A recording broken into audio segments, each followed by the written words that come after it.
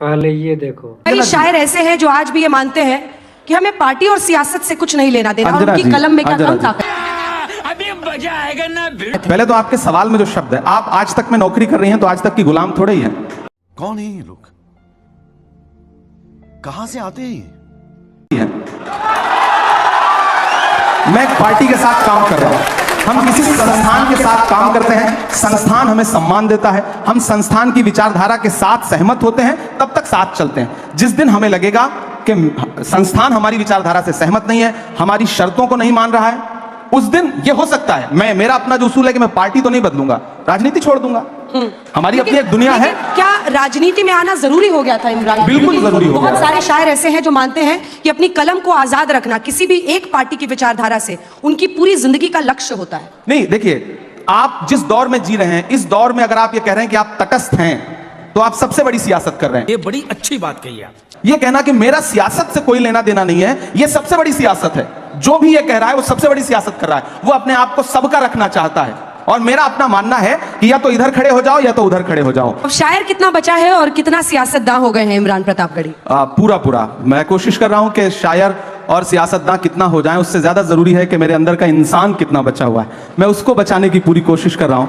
और संवेदना के स्तर पर मुझे लगता है कि मैं कभी तन्हाई में बैठता हूं तो खुद से आंख मिलाता हूं, तो मुझे लगता है कि यार ठीक है, अभी उतना खराब नहीं हुआ हूं, और कोशिश करूंगा कि कभी उतना खराब ना हो। ये आवाम से भी वादा करता हूं।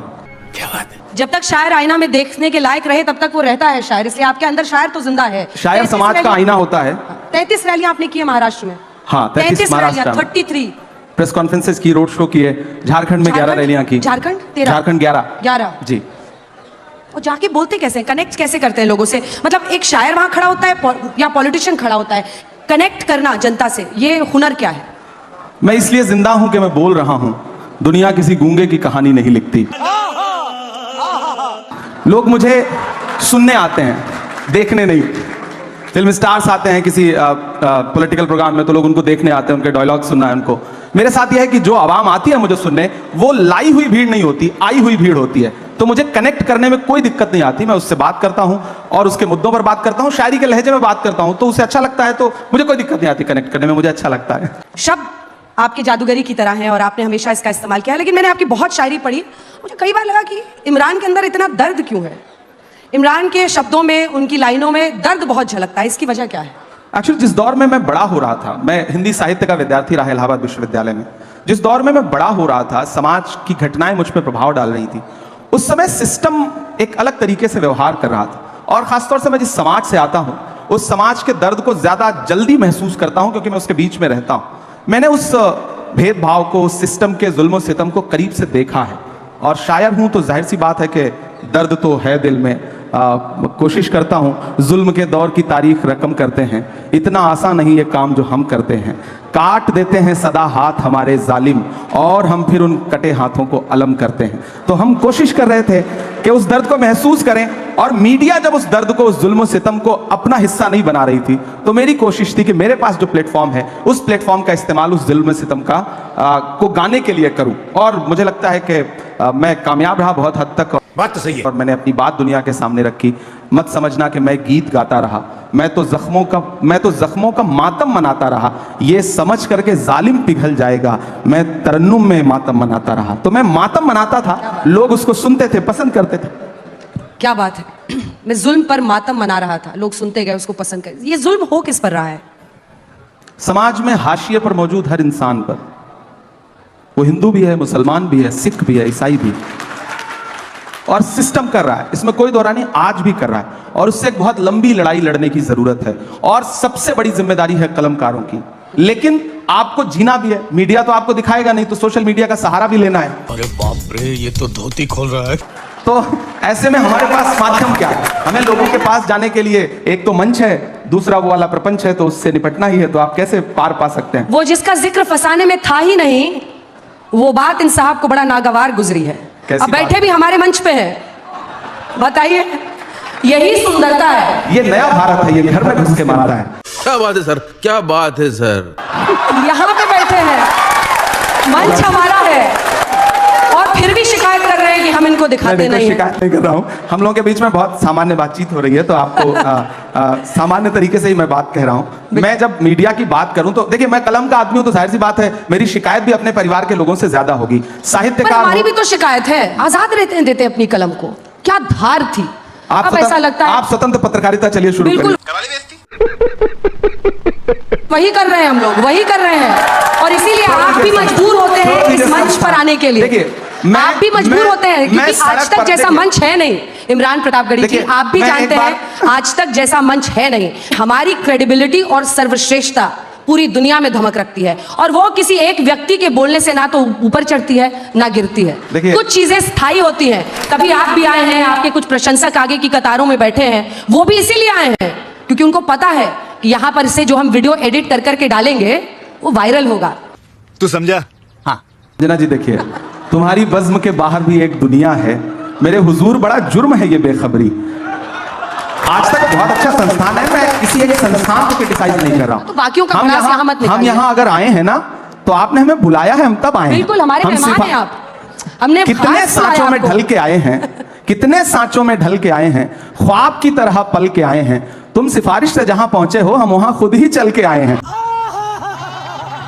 तो हमें तो बुलाया गया है, और मैं आने और बुलाने के इस बहस में नहीं पड़ना चाहता, लेकिन मैं एक बात ये कहना चाहता हूं कि नेता देखिए, मैं बात पूरी कर लूं उसके बाद, देखिए मैं आपको पूरा मौका दूंगा, मैं आपकी बात का जवाब दूंगा। सिफारिश पर मैं भी तो एक कविता सुनाऊंगा। मैं आपके लिए आप सुनिए, नहीं, मैं आपकी कविता बाद में सुनूंगा। वृक्ष नहीं जिसको नदियों ने सींचा है, बंजर माटी में पलकर मैंने मृत्यु से जीवन खींचा है। तौबा तौबा तौबा, थारा मूड खराब कर दिया।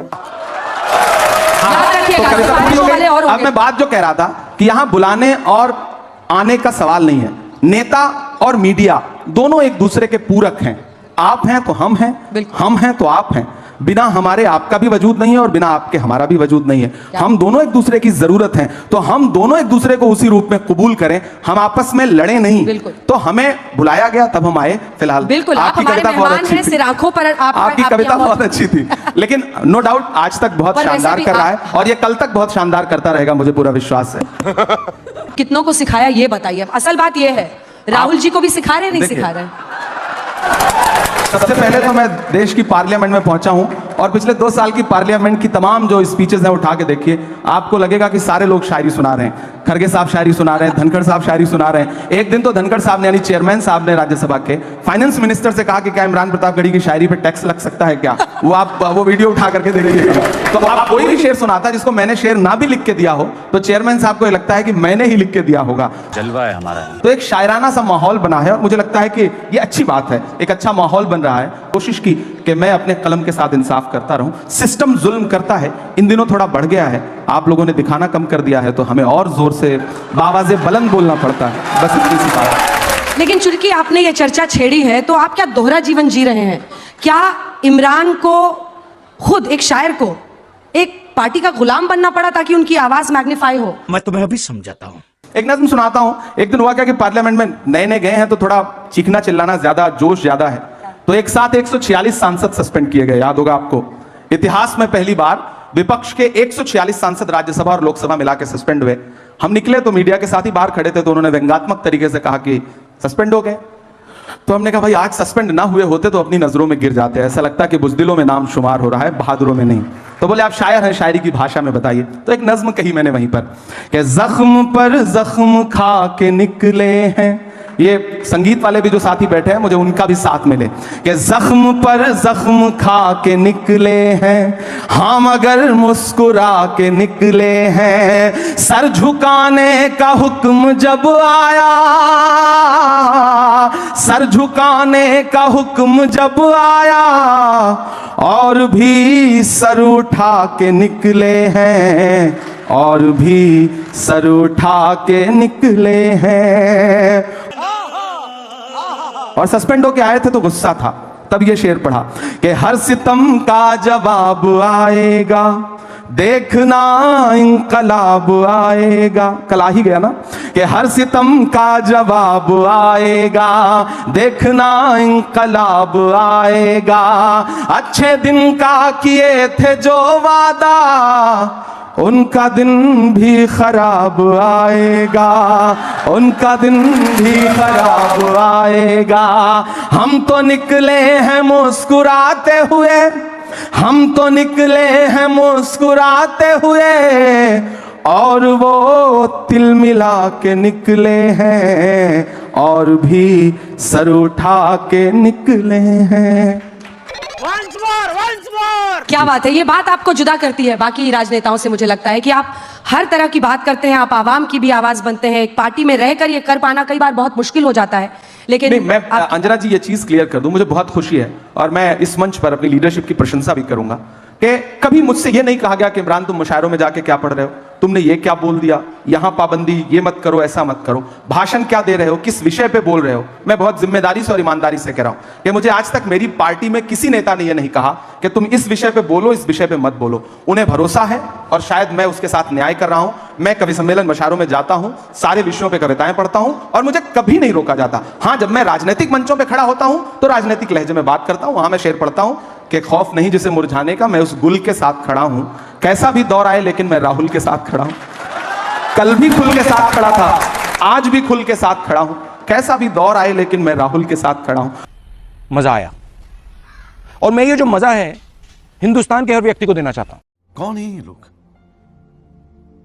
कहां से आते हैं ये?